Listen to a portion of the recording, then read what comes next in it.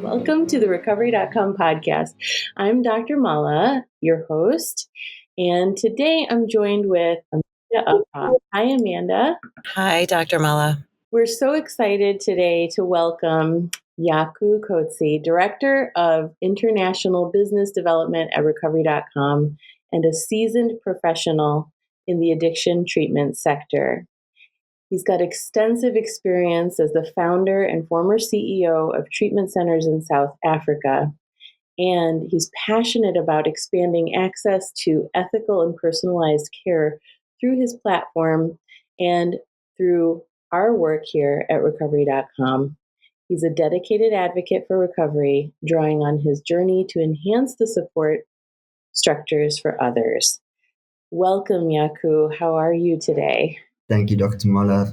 Hi, Amanda. I'm very well and happy that I could contribute to Recovery Media. So let's start with your journey. I know you've had an extensive journey. You've done so much work in this sector, but you also have a personal journey of your own.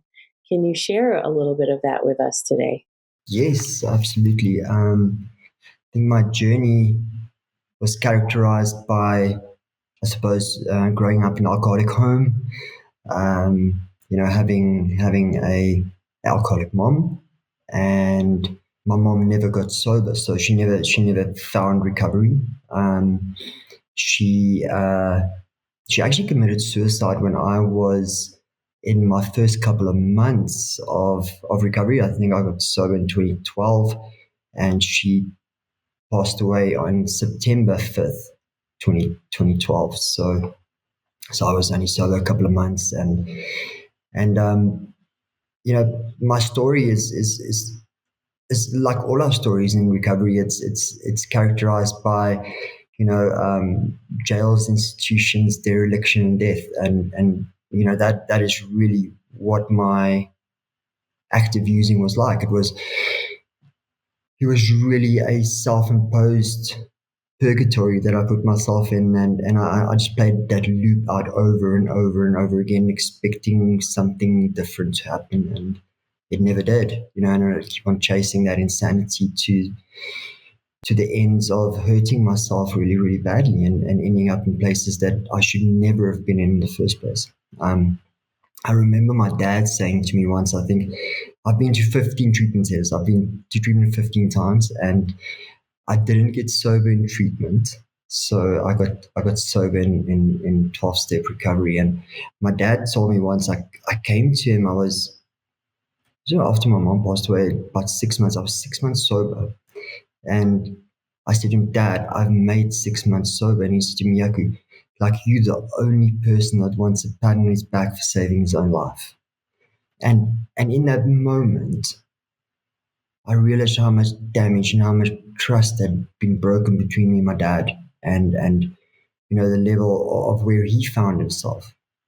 And recovery for me has been a beautiful, beautiful journey from the day I got sober to today, which has been more than a decade. And I've been around for a long time, but it's a special journey. It's adventure that I'm on, and every day is different, and every day is hard, and some days aren't.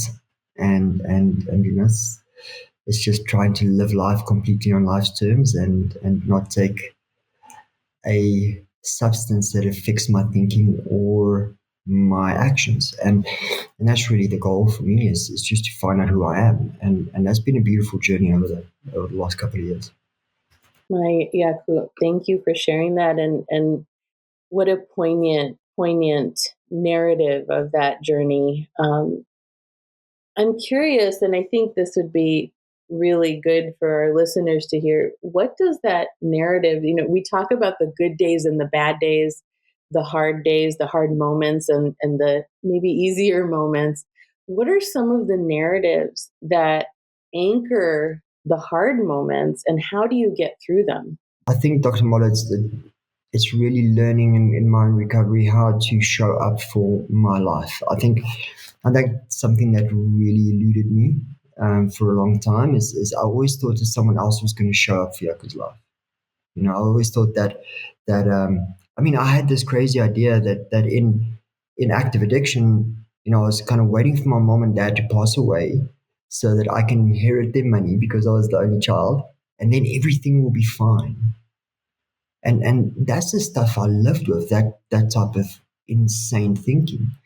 And I think today it's really the responsibilities that I have that get me through every day is the responsibilities I have waking up and seeing my boy and seeing my son, and looking at my wife and our daughter and kind of knowing that this is my responsibility to show up for myself and them. Showing up for Recovery.com is special because every day I get to see people reaching out for help. I get to see people trying to get better. I get to see people trying to help those people get better. And I talk to a lot of people every day that is really passionate about what we do. And sometimes I lose my gratitude. Sometimes I'm a baby and I throw my toys out the cart and I'm a human being. My sponsor always grounds me a lot. Just saying not everything is about you. The world does not always revolve around you. It's not always what you want. And you are just there to serve others. And I think that's the thing that grounds me the most is helping others. You mentioned, like sometimes I'm a baby. Sometimes, I want to stop there for a second and say to you, like we're allowed to have the full spectrum of emotions. It's okay to get to those places where we need to just let it out and feel it. Even though some of those feelings might not be fun all the time, right? They're a reminder that we're alive. And, I know I'm personally thankful for that every day, even though it might be frustrating to feel the frustration. but, but my goodness, am I glad that you're here? And I know we all are. So yeah, I'm glad that you're here and that you're spreading the goodness that you have, and you're inspiring people. And on that note, what inspired you? I know there's your journey, but what inspired you to get into this field of addiction treatment, and what did that journey look like? I think a lot of people when they get sober and they're in rehab, they want to start a rehab and they want to help the whole world, and they want to make a difference, and everybody's intentions are noble at the beginning. Mine, I didn't sit in my first meeting in AA and want to open a treatment center or be a clinician or be a case manager. I didn't really want what everybody had. To be honest with you, I sat and I looked around the room, and there were lawyers and doctors most probably, and people with families and people with big careers, and I didn't necessarily want that. I just didn't want what I had anymore, and that was a nice place to be because I could really get sober and figure out what I wanted to do and not necessarily, wanted to help people. And then, as my recovery progressed, I started sponsoring other men, and I started seeing the difference that sponsorship made in their lives. And I was taught that sponsorship is really the foundation of any 12-step fellowship is good sponsorship and support. And I saw a lot of my sponsees get better, and I saw a lot of them get well. And then I remember my mom not getting sober, and my passion for women's recovery is really great. I love seeing women's only facilities opening. I love seeing women getting help because my mom was not one of those fortunate people that accepted the help. Let me put it there. She was offered the help many times, and she was, there was always a hand out to her to help her up, and she never accepted the help. When women get help and they accept the help, it's really special for me. I like Amanda's recovery. I like what she stands for. I like the fact that she took the grace that she was given and made something of it. Do you know what I mean? And that's really special for me because I see other women getting well and teaching other women how to get well because they don't know, right? So that's really why I got into this, and then I founded a treatment center in 2017, and that grew because my intentions were noble. I just wanted to help people. I was never going to get rich with the prices that I charged. I helped a lot of people on free beds. I helped a lot of families with a month or two extra for no charge. So I did well. It was a nice time. It was a nice part of my journey. It was a good part. Yaku, I just want to say thank you for saying that. And I love that you support women's recovery. I think it is a different animal. I think women are taught from a young age, either taught or just absorbed through society that it's not okay for us to not be okay. So we need to kind of figure out how to be okay and wear our masks and use whatever tools and substances we need to get through the day and look like $1,000,000. So, but this conversation is about you. So I want to talk about you. And I am just so blown away that you went to treatment 15 times and you found sobriety in the rooms of AA. Was AA a part of the treatment programs in the facilities you visited and it just didn't land quite right? Or was it all about the people in the rooms where you finally got it, where it finally clicked for you? I would love to hear how that transpired for you. I think, and this is really why I love Recovery.com so much, as being an unbiased resource for people to find treatment, because my family, my parents didn't know. Right, back then, the internet was kind of there, but it wasn't really there. The year 2000, 2005, 2010, those times where people couldn't necessarily just search for treatment centers and they pop up on the internet. And my folks kind of started sending me to the good treatment centers that had well-renowned treatment centers in the beginning, and they had good reputations, and eventually when that didn't land, I started going to ones that kind of didn't really have names, like very some faith-based stuff that I went to. There was more kind of traumatic than helpful. And then I just kept on running away from these facilities, Amanda, because I don't think I was ready at the time to confront any of my childhood trauma. I was not ready to confront, myself at that point. And I was introduced to AA and NA in the first couple of treatment centers that I went to. But again, it wasn't something that I thought that was applicable to me. I was, how can I say, I was terminally unique and fatally cool. And and it just didn't stick for me. And I'm always grateful that I lived to tell my story, because I was an intravenous heroin user, and not a lot of the people that I had on my journey made it. Not a lot of people that was using like me made it. And I just I just wish there was a better resource back then to direct people to good treatment centers. When I got sober, it wasn't it wasn't maybe the rooms that got me sober. I didn't necessarily like the people. I remember I was very angry in my first year, maybe my first 2 years of recovery. I was really angry. I was just angry, and the thing that changed for me was the man that sponsors me.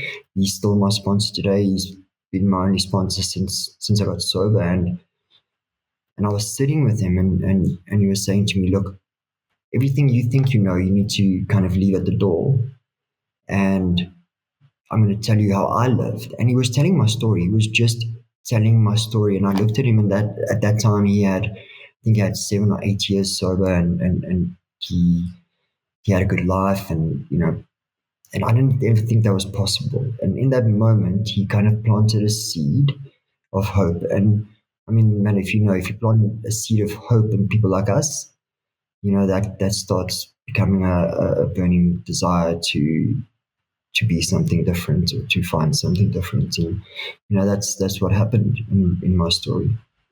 I have a couple of things I want to talk about. I want to go back to what you said in terms of being able to be in a space to accept the help. And you were talking about mom and how you saw her essentially consistently say no to that and not accept it. Did you find yourself in the same kind of mind space where the help was being given to you, but you were just saying no? And what was it that kind of clicked for you when you finally did say yes? I said no many times, hence the fact that I ran away from all these treatment centers. I was like, they've maybe got through detox, opioid and heroin detox, and that was pretty bad. And then the moment that I could actually function a little bit, I would jump over the wall and go and use. My primary purpose was to find and get and use more. That was kind of how I lived. So that hand was out to me all the time, and I kind of missed. I missed the hand up, and I thought they were handouts, if that makes sense. I didn't really see them as handouts because my life was living with expecting handouts from people. So I never saw the hand up, if that makes sense. And when I was sober, I remember standing in a public petrol station or a gas station, and I was using in the stall in the cubicle, and I came out, and I was looking at myself in the mirror while I was trying to clean myself a bit, because at that point I was destitute and homeless, and I didn't have a home or a shower, so I was trying to kind of wash myself. And as I looked up at myself, I looked at myself in the mirror, and it's like, and it wasn't even like, who have you become? It's like, what have you become? You know, that question of like, are you even still human? Is you know, and I think that was the point for me where I was just sick and tired of being sick and tired. I kind of was beaten and defeated, and yeah, narcotics kicked the life out of me up to that point, and that for me was really, really hard to accept that I was defeated. I was powerless. I had to admit that I had to concede. I had to concede in that moment. I'm also curious, when you started to finally concede, did you start to work through the trauma first, or was it simultaneous to, the substance use? How did that transpire, and how do you navigate working through your trauma and the history that definitely sounds like there's generational trauma there as well? Yeah. I did not work through my trauma in the beginning. I think that my process was to get separated from narcotics and try and find or make sense of my addiction before I could work on the trauma. So I did a number of round of steps over the first couple of years in my recovery. I think I did the steps 5 times, 5 rounds. So step 1 to 12, and and that gave me a really good idea of what my defects of character was, and why I show up like this, and what are these things that kind of trigger me to act in a certain way, and that was great. And I only started going to therapy later on in my recovery. So maybe at year 8, I started going to therapy to look at the adverse childhood experiences that I experienced. And Gabor Mate talks about it a lot. He talks about the adverse childhood experiences, that the neglect that we faced, and the subtle traumas that can't always be explained or pointed out, but they're there. And yeah, I only looked at that stuff later on.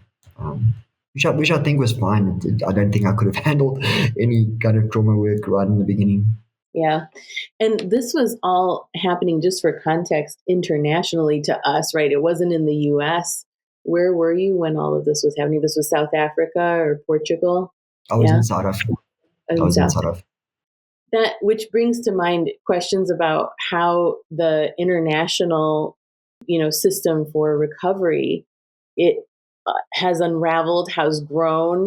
What does that look like in your mind? I think that the international rehab space is it's got its own problems. I think that, again, I say this with the greatest respect, that people start with noble intentions, and they try to help a lot of people. And the thing that clutters the space between you and someone else is generally money and finances. And I think that each market has its own struggles and its own thing. South Africa has got licensing struggles, so the regulatory department here does not always get to a place where they regulate these facilities well, and they get sign off on licenses. So people are operating without licenses. A lot of people are appointing recovery assistants rather than therapists. So they would think that because I'm sponsoring people, I can be a trauma therapist or a trauma counselor or whatever the case may be. So they find these unqualified people treating clients, which is dangerous because you're dealing with someone's life. At the end of the day, it's someone's life that you got in your hands, and there's a level of trust that they put in you, and if that trust is misplaced, or you give them the wrong advice, it can really end badly. So that's the challenges in South Africa. And then internationally, I think there are brilliant treatment centers worldwide. There are really brilliant treatment centers that have beautiful and stunning programs. And I think that every market that I've been introduced to has its own struggles. And the UK's got CQC problems, and they trying to get the CQC out to give, to do the audits and to look if the facility is up to code. But they just, resource wise, the CQC does not have the resources to service everyone, right? So people are waiting for licenses for a long time. They're not getting their audits done, and in the UK it's really important to safeguard vulnerable adults. Everybody in recovery is seen as a vulnerable adult, and safeguarding of them is important. So, with your personal journey, what did you see as some of the biggest challenges that you faced, not just in treatment, but also while you were operating treatment centers in this market? A 18-year-old eating disorder with borderline personality disorder. That was like, I think she turned my center on its head in 2 days. And that was really the hardest that I had to kind of deal with, was conditions that we weren't always fit to deal with, and then having to refer people out very quickly. Sometimes there's an underlying eating disorder that no one kind of tells you about in the screening and assessment process. And a lot of my challenges on a therapeutic level was keeping the team together. That was really hard because, as you know, in this space, people move from treatment center to treatment center, and they, one day they're working at White Deer Run, and the next day they're working at J Flowers, and the next day they're working at Rise Malibu. You know what I mean? So they move around quite a lot. So it was challenging to keep a team together for a long time, because that's important in any therapeutic environment, is how long has your team been together. And then everybody's caseloads gets lopsided when someone leaves, and so that was challenging. Just the bed management part of the business. So the business side is the bed management was tough, especially when people are. And I mean, in this space, it's like I can't tell you how many people have negotiated prices or tried to negotiate prices with me when I own treatment centers, and it was always amazing. I don't go to the supermarket and then have my trolley of groceries and put it on the counter and try and negotiate a price with this person that's ringing up my order. But I also had to understand that these people were tired. They were tired of throwing money after their loved ones. I think addiction can kick the love out of any family member at some point. And that was really challenging to try and help as much as I can, but then also not get to a position where I help so much that I can't keep my doors open to help people. So I had to wrap my head around that, and that was challenging. I can so relate to that. I mean, even in my earlier practicing, days, it's so true. People will come to that point where they question, like, wait, can I get a discount on this, or how can I get this for, a lesser price? But there's no real questioning of the groceries that you're putting on that conveyor belt when you're checking out. I think it's fascinating that, there's almost an assumption that we can do that in the self-care mental health world. There's an assumption that there's that room for negotiation, and my goodness, I always ask and say, like, how can we put even a price value on your own mental health, physical health, and well-being? That, it's, let's do it. Like, you put that down, take care of it, prioritize it, and go with it. Put it on the conveyor belt and check out. But then on the other side of it too, personally, I've always had a sliding scale because I want that accessibility to care. That meant something to me. I didn't want it to be a struggle for people, right? So I feel that struggle that you're describing. It's so true, it's so real. But I guess the other question is, with the international market, I think there's an assumption that, care can be negotiated, care is free, right? But when we look into that deeper and we look at the insurance plans and what have you, it's not really like that. Can you share with our audience what the international market really looks like? And, and again, what are the pluses and the challenges with that? Yes, Dr. Mara, what you're saying is 100% correct. And the international market is a interesting and challenging space because where you guys in the United States have all these medical insurances that Cigna and Blue Shield, Blue Cross Blue Shield, and all these medical plans that people can get to pay for their treatment. The international market is majority 95% cash pay. It's self-paid. Most of the facilities on our website are cash pay only. So they're not national healthcare treatment centers, because the national healthcare system in all the European countries, at least, and South Africa's national healthcare system is completely broken. If you had to go to the hospital, you would most probably sit there for 2 or 3 days before you saw a doctor in South Africa. The healthcare system in Europe is under pressure.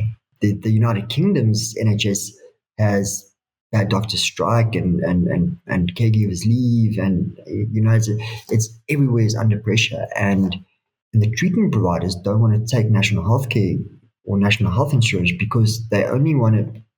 For example, Portugal give a private treatment facility €29 a day to house one client. I mean, €29 a day can't even buy that person's food for the day, right? Never mind therapy, psychology, doctor's visits, group therapy, housing them. I mean, you can't house a client or help a client for €29 a day. And that's the struggle that the international market faces, is that not a lot of these guys take national healthcare insurance. Not a lot of them take private healthcare insurance because you get Bupa International, but you get your money from Bupa after the fact of treatment can take maybe 2 to 3 to 4 months until Bupa or Allianz or all these big insurers pays you out. So, if you're a new treatment center, you can't wait 120 days to get your money in.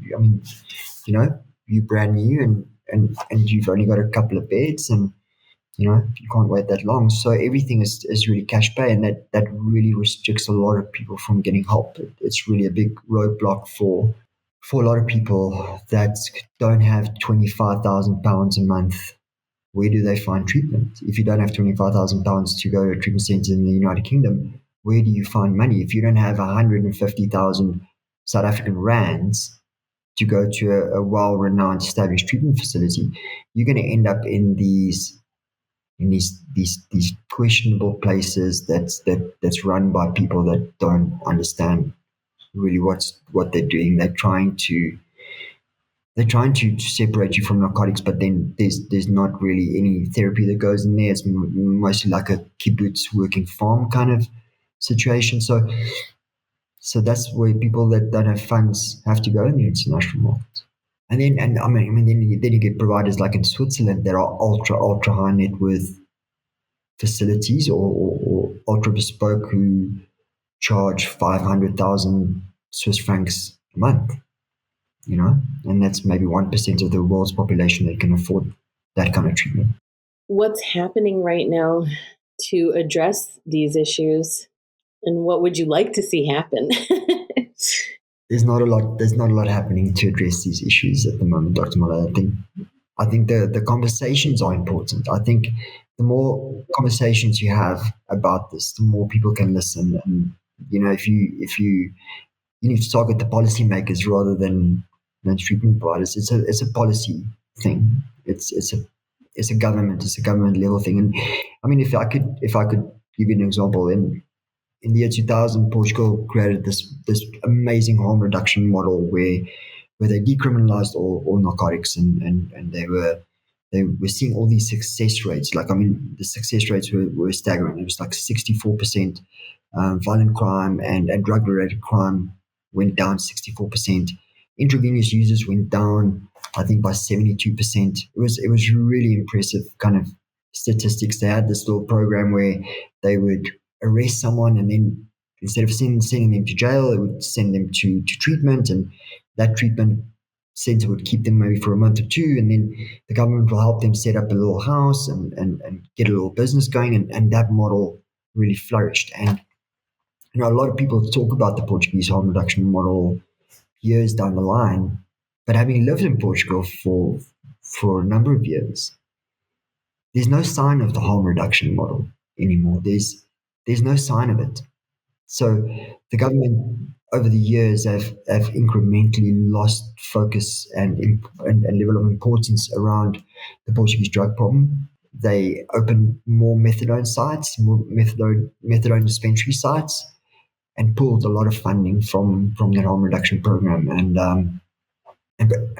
yeah, Portugal's got maybe 2,000 available beds for national healthcare beds, and I mean 2,000 beds is not a lot of beds in the greater scheme of trying to serve a country. I think, when you look at the way things are kind of planned out that way, that also, like these types of plans and also the access to care creates so much stigma around and so many myths around not only how to receive, recovery treatment, but also what recovery treatment means. Can you talk a little bit about that? What are some of the myths and stigmas that you've encountered? How have you combated them?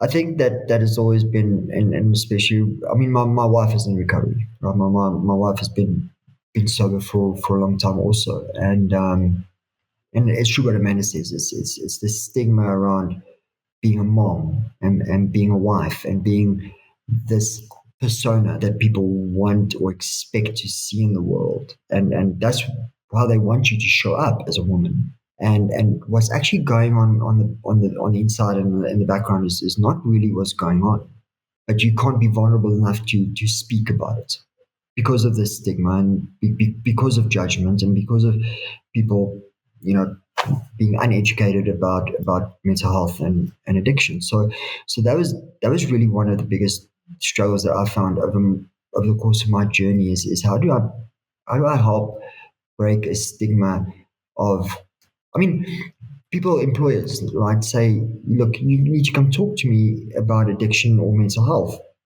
But in my experience, that's career suicide. Because if you think about it logically and rationally, how can that person ever trust you? So that space of trust and it's been jaded and it's not there anymore. So even though employees welcome that, the trust is broken, right? And there will always be a question mark. Is like, but is he using again, or is he being honest, or what is he like? It's always there, right? And and for me, it's really, how do we educate people or educate organizations, people, society, whatever, about what addiction is and what mental health struggles are. And I mean, we've done a great job over the last 5 years, I think. Over the last 5 years, people have really spoken up, and big celebrities that are in recovery have come out, and and they've spoken about their stories and their journeys and their recoveries, which is fantastic. But there's still a long way to go, I think. My mom grew up very poor, and I think at some point in her life she vowed to herself that she will never be poor again. She would never be judged again for being poor, and she would never allow herself to be looked at like that. And that is really a massive roadblock for her to actually to find help because of that stigma, because of that judgment that she didn't want, and her inability to get past that was really the thing that killed her in the end. Right? Her alcoholism and addiction killed her, but I mean that is the force that propelled her forward all the time. And the fear of not being good enough, the fear of just not being enough. And that's when I look at my wife, when I look at Melissa, it's a lot of stuff she struggles with is that stuff. A man's recovery looks a lot different to a woman's. Like Amanda rightly said, it's different. And those are the things that I wish people would talk more about. So the things people would address a little bit more, that a man and woman is different. In early recovery, don't go to men's meetings, go to women's meetings and do that. I thought love was, I'm going to let you use my crack pipe first, right? I thought that was love. I thought, well, this must be it. And it wasn't. And I had no idea when I got sober what that was. So I needed to learn. I needed to be educated. You said that stigma of being poor and not being able to get help and what that looks like, right? I feel like, society kind of has ingrained that, not kind of, they have ingrained that in. I mean, think about it. If you're not carrying the designer purse or wearing, the designer shoes, what will people think of me? If I can't carry myself a certain way, what will people think of me? If I can't afford to get the help that I need and get myself back on track, what will people think of me? If I admit that I need help, what will people think of me? Amanda, I'm gonna hand the mic over to you. I know you probably have a lot to say about this, but what are your thoughts also about not only from the experiences that you've had, but about the stigma and those connotations? Yeah. Well, I do have a lot that I'm thinking about, and I'm hoping to articulate it well. First of all, Jaco, I love that you talk about men's meetings for men, women's meetings for women. I love the gender specific programs we're seeing more of. I know for me, I 100% needed women only because a lot of us addicts are addicts in many ways. So you take away my substance, I'm going to try to find something else to alter my emotional landscape. And it's, for a long time, it was men. I mean, it was like whatever that could perhaps make me not have to feel all my feelings. So I think that's an important thing that doesn't get discussed enough. But the stigma, I mean, it's still out there. I think I'm very lucky in that I don't know if it was my upbringing and being secure in a family where I had enough love and money. And I have had times where, I can think of one example. I was dating a man and his ex-wife found out I was in recovery and wouldn't let me be around their children. I was not allowed to be alone with the children. I couldn't take the little 5-year-old girl to the bathroom because I said out loud that I'm an alcoholic. Never mind the fact that her whole family were active alcoholics. I went ahead and called myself an alcoholic in recovery. Therefore, I'm scary. But that's only happened once in all of my years of recovery. And so, like I was starting to say, I grew up just, I know I'm lucky in so many ways that doesn't bother. I consider that a you problem and not a me problem. And it's funny because I'm not a super confident person in many ways, but in this specific way, I am. And maybe it's because I know how hard I worked to get to this place, that if you can't respect that or see it for what it is. And if you see it as a weakness, there is something wrong with you. So yeah, that was a lot. I'm not sure if I answered the question, but I sure said a lot of stuff. Oh, no. Like, I hear you. I think personally, I've felt the same. My journey has been recovery through trauma and, trauma in multiple spots of my life. But being able to even say that you're in a space where you're working through it, or even admitting like, okay, I've created my own program, or, done my own therapy and what have you, is stigmatized, let alone the cultural stigma that goes along with that. Right. And then add on top of that being a woman. Right. And dealing with the politics and the hierarchical issues at workplaces and things like that, to be able to even say, wait a second, yeah, I'm a woman. Yes, I'm a woman who's going through their own recovery from this, or just recovery in general, right? And that's okay. I mean, it's been limited spaces where I felt like I could actually do that throughout my history. I don't feel that here. Like, I think I can say it up and down. I feel blessed every day to be in a space where we can talk about these things, and that it's not going to be reinforcing stigma of any kind. That in fact, sharing our stories is part of the journey and the work that we do here and is important. So I'm so thankful for our space for that. But yeah, I think, again, coming back, Yaku, to what you were saying, is that there's this societal pressure that comes in, as we've identified. And now we're seeing additional places, come up with gender specific support and programming. What do you think we can do to kind of further that message? What do you think treatment centers can do to help with destigmatizing and, just supporting and allowing people, encouraging people to take the masks down and off? Dr. Mala, I think in the United States, you guys are a lot more fortunate that you have a outreach community. So the clinical outreach team are usually the people that have all these recovery days and awareness days where the international market does not have generally outreach teams that go to their community and educate people about what the treatment center does, what a day looks like in treatment, or what the kind of risks of overdose and where can you find naloxone kits and all this stuff. So the international market does not have a big culture of clinical outreach. So I think that is challenging for us. And then you guys have got brilliant alumni programs that the international space can't compete with. It's the alumni part of the treatment in the United States is really exceptional.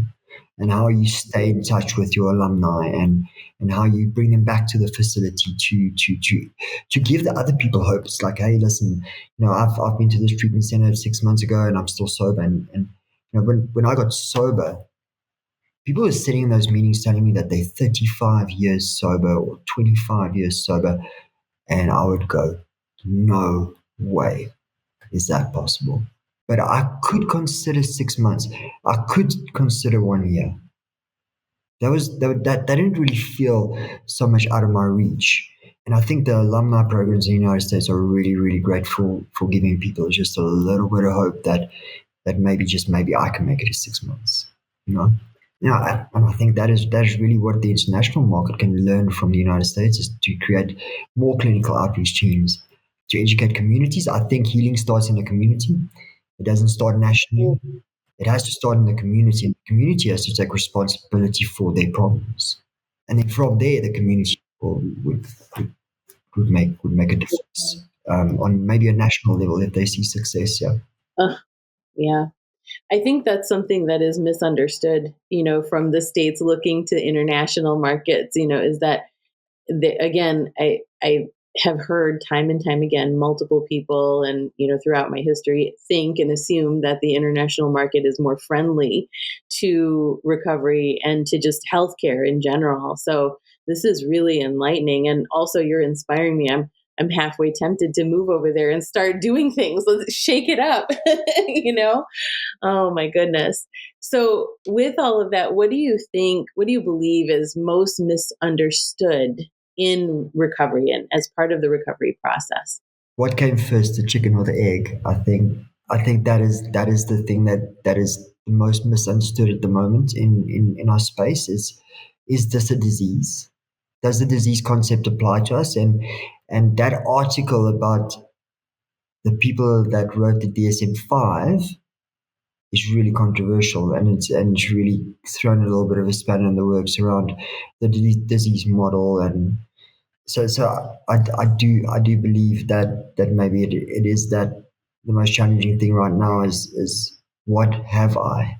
Do I have a disease? Is it my trauma that propels me to do these insane diabolical things that I do? Is it my childhood trauma? Because I think trauma focus is, or being trauma informed is the new in thing. Is everybody must be trauma informed? Like, I don't even know what that means really. I don't. If I'm saying that I'm trauma informed, I don't really understand what that means on an educational qualification level. I don't know what that looks like, but I do think that that's something that we need to find some clarity on. I believe personally, and this is my opinion, and I believe in the disease model. I believe that I don't know where it started, right? And that's the question: is it what came first, the chicken or the egg? I don't know where my disease comes from. Is it genetic? Well, I don't know. I can't prove it.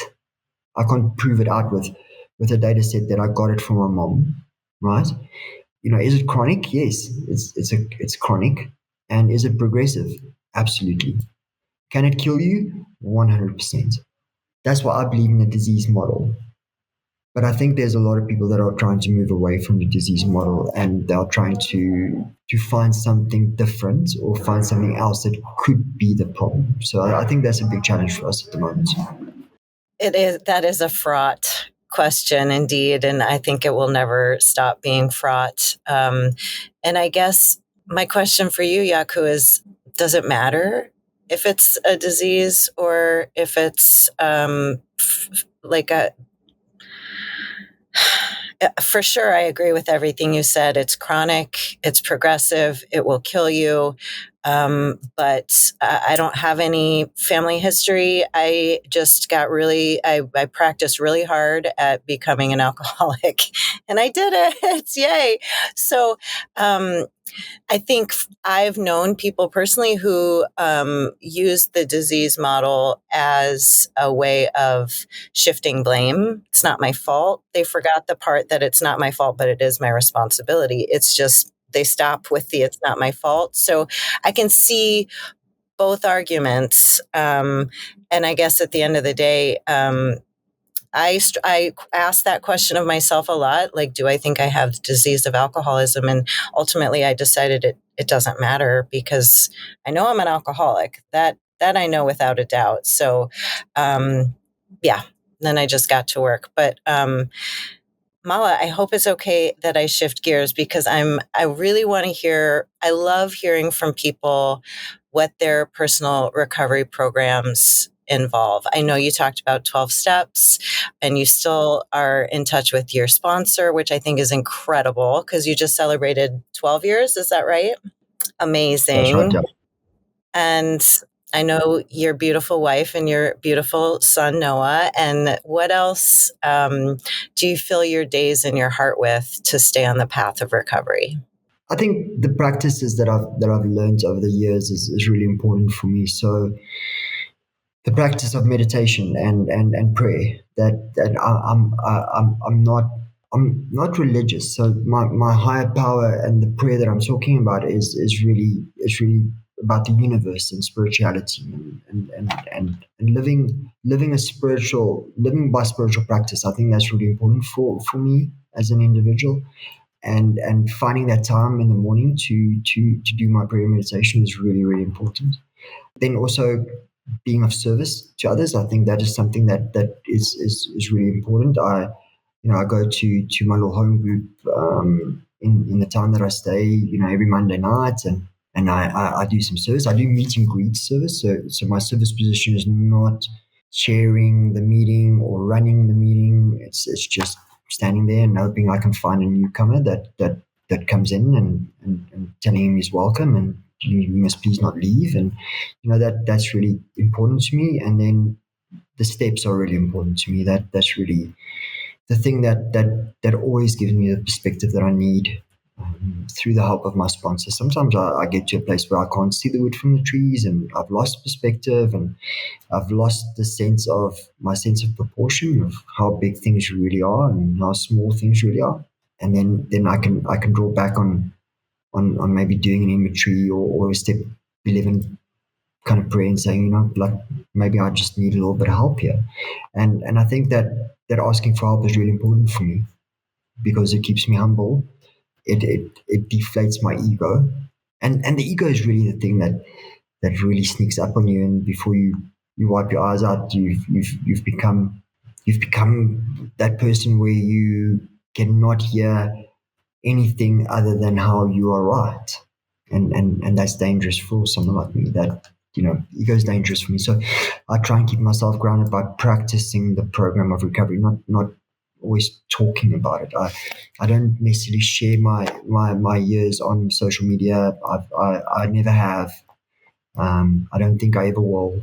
I think it's my sponsor always says to me, it's important being an AA or NA member in places where people don't know that you are. Yeah, that's powerful. Everybody can be good for an hour. I can be good for an hour, but how am I? How am I at home? How am I with my son? How am I as a husband? How am I with the lady at the checkout counter? How do I show up when I'm not around recovery people? And that's really something that's always in the front of my mind is a real person doesn't shine in NA. It's when you're out there in the world. And I kind of had it a little bit backwards in the beginning. My first 5 years that I was living in this fellowship of NA and AA, and that was really consumed my whole life. And then I hit the wall at 7 years, and I realized that I'm actually living in the world, and I only go to NA and AA. So I had to change my mindset a little bit around my own recovery, because I was getting to a place where I was doing so much service, so many meetings. I wasn't at home, so nothing changed from active addiction. Like I was just never around, right? I had this whole life. They say being a big fish in a small pond, right? And I became this person, and it didn't serve me in the end. It didn't serve me. I needed to change my mindset around what that was for me. And where do I practice my recovery? I don't just practice my recovery in the fellowship. I have to practice it out there where I live. I'm a slow learner. I only got that after 5 or 6 years, I think. You're living it, you're practicing it and you're living it. And it's really so wonderful to see. Yeah, it's such an inspiration, Jaco, and you are a soft-spoken, humble, but very well respected and admired part of our community. And I know that just knowing that someone like you is in recovery, I think could provide and does provide a lot of hope to people who are still struggling. Like it's possible. So thank you for spreading the hope. Thank you for the kind words. So, landing on our last question here, what does recovery mean to you? I think recovery is a really intimate, personal journey of figuring out who and what you are. And I think a lot of people, if you had to ask them right now, what do you like? Give me 5 things just straight off the bat what you like. Where do you like going for holiday?